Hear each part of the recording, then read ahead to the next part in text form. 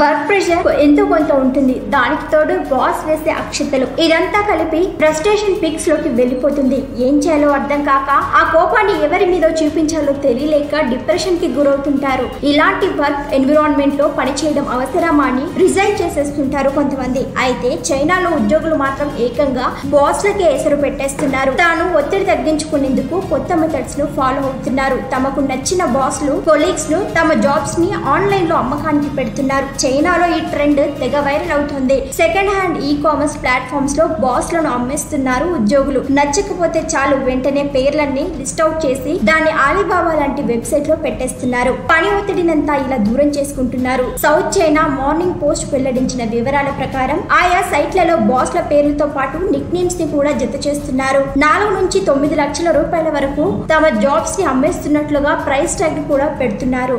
ఓ user తన job ని 91,000కు అమ్ముకున్నాడు. పైగా ఇంకో ఆఫర్ ని కూడా ఇచ్చాడు. 91,000 ఒకేసారి కట్టాల్సిన అవసరం లేదు.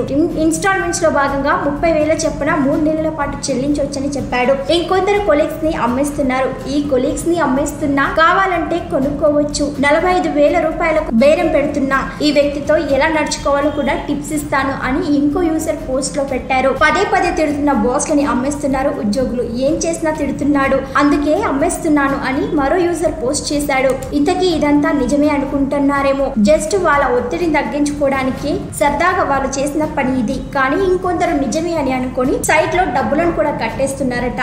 ఇదేదో కొంపు ముంచే పనిలా ఉందనుకున్నారు ఇంకొందరు యూజర్లు. తమ పోస్టులని డిలీట్ చేస్తున్నారు. బాస్ కొలీగ్స్ పై రివెంజ్ ను తీర్చుకోవడానికి ఇలా కొత్త రూట్ కనుగొన్నారు చైనా ఎంప్లాయీస్. అయితే ఈ ఆఫర్లపై నెటిజన్లు భిన్నంగానే స్పందిస్తున్నారు. కొందరు మంచి ఐడియాని పొగుడుతుంటే మరికొందరు ఇదేం ట్రెండ్ రా నాయన అని మండిపడుతున్నారు. ఈ వీడియోను లైక్ చేయండి, షేర్ చేయండి. మరిన్ని ట్రెండింగ్ వీడియోల కోసం న్యూస్ 18 తెలుగు యూట్యూబ్ ఛానల్ను సబ్స్క్రైబ్ చేసుకోండి.